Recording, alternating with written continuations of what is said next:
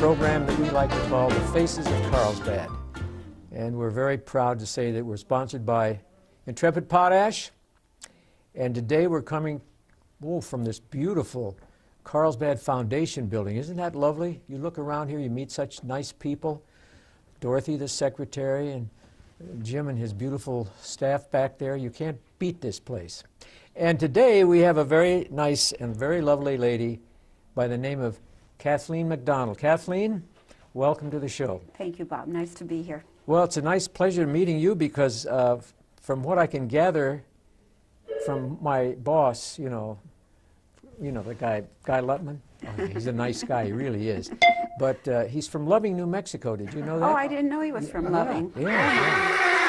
And, I couldn't tell by the accent. You couldn't? No, that's true. He's got a good accent. But anyway,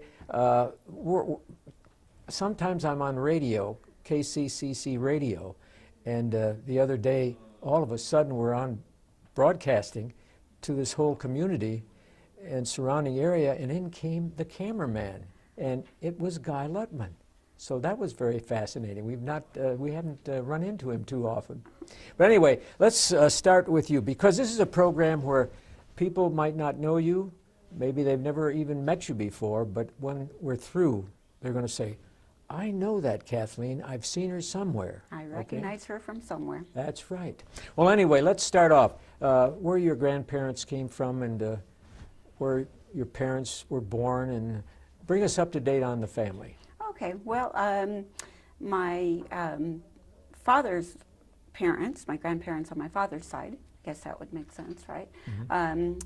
Came over from Ireland. So, of course, we always celebrate St. Patrick's Day. Oh, naturally. And they moved to North Dakota. They were potato farmers up in North Dakota. My mother, her family were Norway and ended up somehow in the North Dakota area. And my grandfather was a police officer up there. In North Dakota? In North Dakota. Mm-hmm. My mom and dad met in North Dakota, and they were helped with the potato farm. My mom used to talk about that she couldn't stand potatoes after a while because they had potatoes for breakfast and lunch and dinner and probably for a snack in the evening as well. But my mother's two brothers heard that there was work in Chicago. So they took off and went down to Chicago and got down there and found work and said, there's work down here. My dad went ahead, went down to Chicago about a month before my mom did. And actually when he passed away, he was still working at the same company that he went to work Chicago? For. In Chicago. Oh my gosh. Now you say your father's family came from Ireland. But your father was born in Ireland also? No, he wasn't. He was born in the United States. Where in the United States? Up in North Dakota. Oh, he was born in North Dakota? Yes. Mm-hmm. Near Minot? Or? I don't know. Oh. Well, you know, I ask that because I'm trying to trace my mother's side back, and it's difficult. And my grandmother was born in Ireland also. Oh, okay. But I can't find out where. And my grandfather was born in Cleveland, Ohio, but he was born of Czech parents. Now the other side, it was easy to trace, but have you had problems tracing your family background? Honestly, I haven't tried. Yeah, you'll have to try. Then Yeah. what you learn, you can pass on to me. Okay. So they met in North Dakota, your mother and father, Mm-hmm.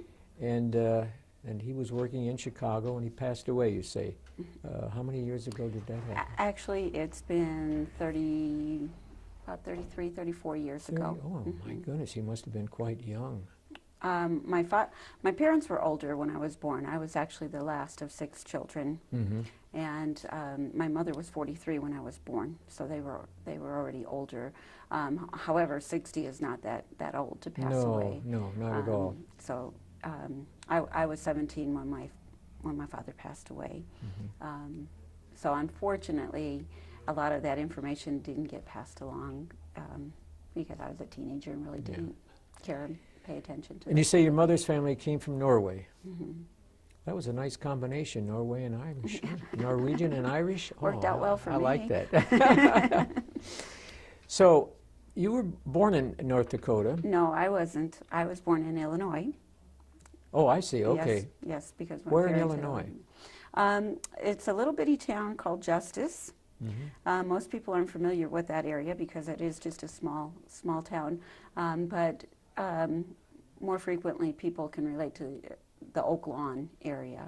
Oak Lawn. Oak Lawn. Yeah, that's a suburb of Chicago. Yes. Yes, Mhm. I know. And we were very close to that. I lived in Evanston for a couple Oh, okay. of years. You were up yeah. north. Yeah. We're the South Side Irish. The South Side Irish? Yes. Oh. I don't know what that means, but we're the South Side, so. Well, the South Side was pretty tough. They're tougher people down in the South Side. When I was growing up, the south end of where I was born in Ohio, that's where all the toughies were. You had to survive with your fist, or boy, you were in deep trouble. And then when I started teaching, I taught in the north part of town, and those people were nice. They were kind. I didn't have to worry about being mugged or anything. So anyway, what brought you to New Mexico? Well, actually, I about, 31 years ago, my husband, who is not any longer my husband, my first husband, was from the Hobbs, Seminole area. Oh. So when we married, I moved from Chicago down to Hobbs. Mm-hmm. I've lived in Hobbs, Lake Arthur, up in Rio Rancho, and then I've spent probably about 30 years altogether up in Roswell. Mm-hmm. There's a second marriage for both my husband and I, I was staying up there in Roswell, and we were commuting back and forth, and then finally I said, oh, okay, I'll move to Carlsbad. So I came down in June of last year. So relatively new to Carlsbad. You'll like it here. This is a lovely city. I am finding out that it's a wonderful place to be. And I like Hobbs, don't get me wrong, but every time I go over there, I lose money. Oh, no. Well, do you go to the casino? Yes, that's why I lose money. And my patience it's very thin anymore, you know. I can't take it anymore. If I don't hit a good machine the first time I put the money in, I decided yesterday that's not for me, because the first machine gobbled it up like it was going out of existence. But anyway, so you came to Carlsbad, and you're now in a different type of business, aren't you? Well, I'm in a very wonderful type of business. My background is in geriatrics and therapeutic recreation, and as it turned out, this job surfaced about December is when I applied for it. And what job was that, so the audience will know? I am the Senior Circle Coordinator. Senior Circle Coordinator. Right. In other words, you round up all the seniors and try to coordinate them. I try to coordinate them and keep them off the streets. I like that. I like that. Have you had any luck with some of the people that I probably know? You know, like Mr. Lutman is one you have to really work hard on. And we've interviewed some of the other people that their names were brought up, but I won't mention them. Well, yeah, we probably better not No. on the air, yeah. So what do you do in the well, first off, you get people over the age of what? Well, you only have to be over the age of 50 Mm-hmm. to become a member of Senior Circle. So that's relatively young. Oh, Yeah, very young. that wouldn't work for Guy because he's under the age of 50. Yeah. Well, Yeah. Well, we might make an exception for him, Oh, okay. maybe. So the question that I would like to bring up is, where does the circle begin? Go ahead, fill me in. Okay, well, the Senior Circle, I keep telling people it is such a sweet deal. Mm-hmm. And it really is a sweet deal. And people look at me like, okay, what are you selling? And actually, we're not selling anything.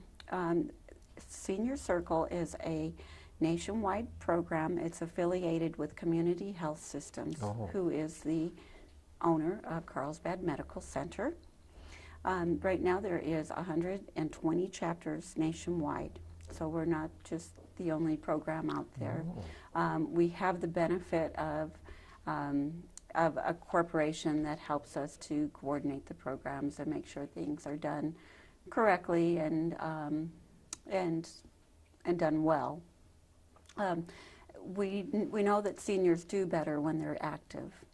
And so you would think, well, the hospital, wouldn't you then kind of want to not, you want people to use the hospital, and but really what we want to do is we want to make sure that the seniors are staying healthy, first of all, but that we're building a relationship with them. So if they do need to use the hospital services, that they feel confident, and that kind of like a family, that they're going to be comfortable there.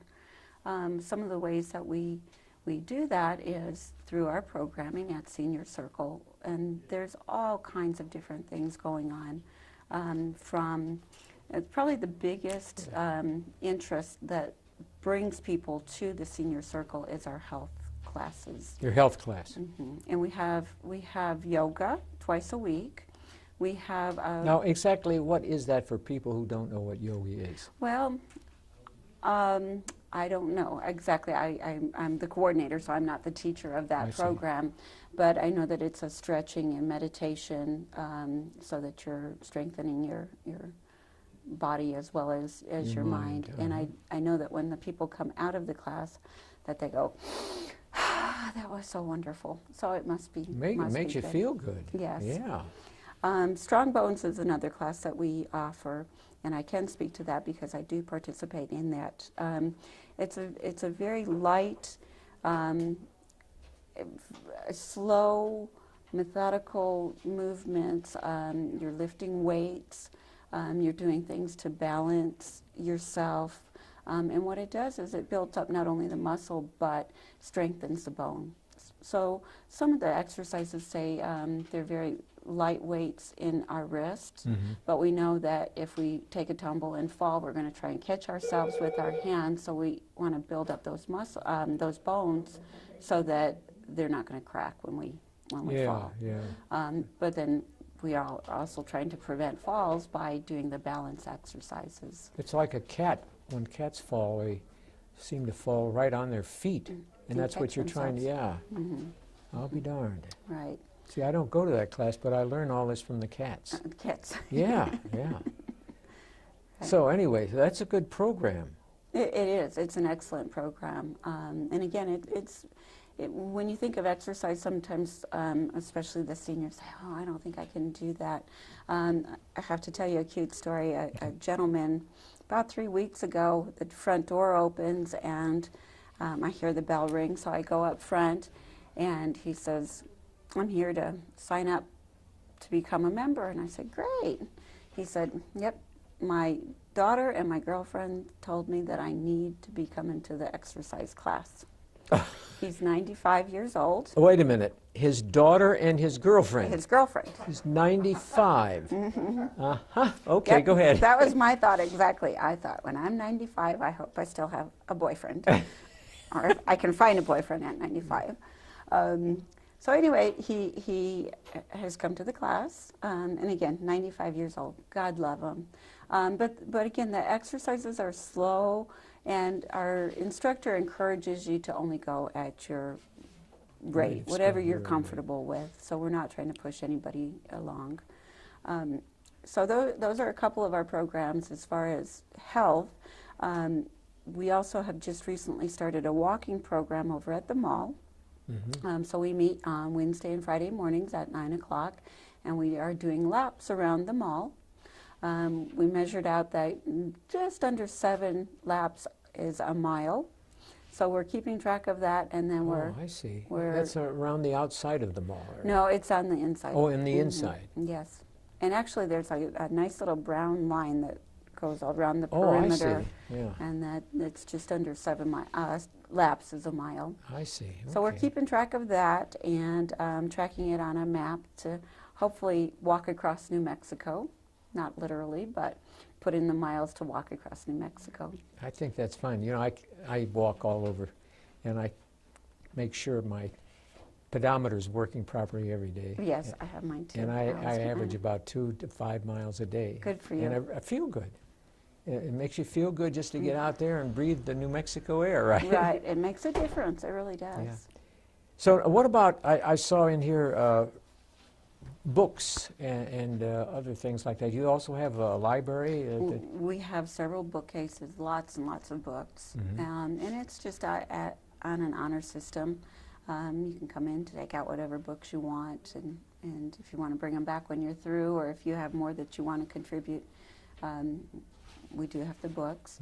Some of the other programs that we have are, there's a group that plays Mahjong, which is a Chinese tile game. I've watched. I'm not sure I'm sharp enough that I can I've pick never up been on able to it. figure it out. No, they're smarter than I am, that's But for sure. we do have an instructor on Monday evenings that, for people who are interested in learning. She's there to teach people how to play that, and then they come back again on Tuesday afternoon to actually play. Yeah, but there's a problem there, Kathleen. You know crypto quotes, when the letters are all mixed up and you can break codes? I do that, and I'm fairly successful at it. But when they tried to teach me how to operate a computer a number of years ago, there were 10 of us in the class, and only one person failed, and it was me. Oh, my. Yeah. So I still don't mess with a computer, the internet, iPads, tweeters. I don't know anything about that. When they mentioned a tweeter, I thought they were talking about a canary. You know? And it's so hard to keep up with all these things. Right. So you got this job, basically, were you working in Hobbs before you applied? No, I was actually from Roswell. From Roswell, Yeah, I mean, yeah, yes. okay. I was blessed to work for the mayor of Roswell. Wow. But he was actually my boss before he was the mayor. The mayor up there is, he's executive director of Family Resource and Referral, which is a program that has their hands in a lot of different things, but basically it boils down to child care. What I did was I was the director of a large nonprofit child care center that was directed for low-income people, I see. children. So, and I smile because my boss is a wonderful, my boss now is a wonderful person too, but was just a very, very wonderful person to work for. When I first came to Carlsbad, I did not work for a while, and I was going insane. And really, I didn't get out and meet people. I wasn't picking up on all that Carlsbad has to offer. So my view was sort of like the oil field. The oil field in Walmart was pretty much my scope of what was going on. So when I was hired and went to work for Senior Circle, you start meeting all the wonderful people there are in Carlsbad, and just really a different view of life in general. Quality and the quality and things life that Carlsbad have. Well, in the few minutes we have remaining, who is your boss in this program now? My boss that I directly report to is Melissa Suggs, who is a marketing director at Carlsbad Medical Center. I see.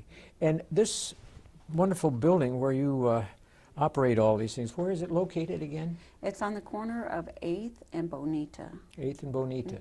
So you would, if you turned to the, well, depending on what's... If you're headed west, you make a right turn on 8th, and you drive down. You would make another right. Another right on Bonita.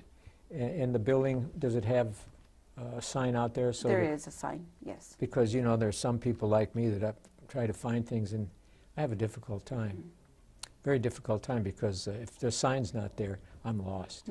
Well, there is a big sign on the right on the corner of Bonita and 8th, and then there's a sign on the building as well. Well, did we forget anything? We did. There's a couple of things that I'd like to kind of just touch on as well. One of my roles as well is a Senior Circle coordinator, is a volunteer coordinator at the hospital. So the little pink ladies, everybody refers to them as pink ladies, but we also have the gentlemen who are the red vest. They volunteer at the hospital and cover 5 different areas, from the front desk to escort to coffee cart.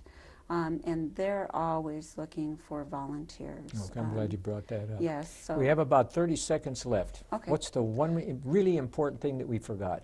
The really important thing, I guess, is just to tell people, stay active, be out there.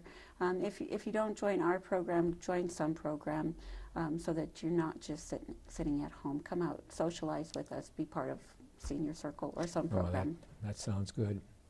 Kathleen, I want to thank you for being our guest today. Thank you so It's much been a for real having pleasure. me here. It's been a pleasure to So meet on you. behalf of Channel 23 and the Faces of Carlsbad, goodbye and good luck.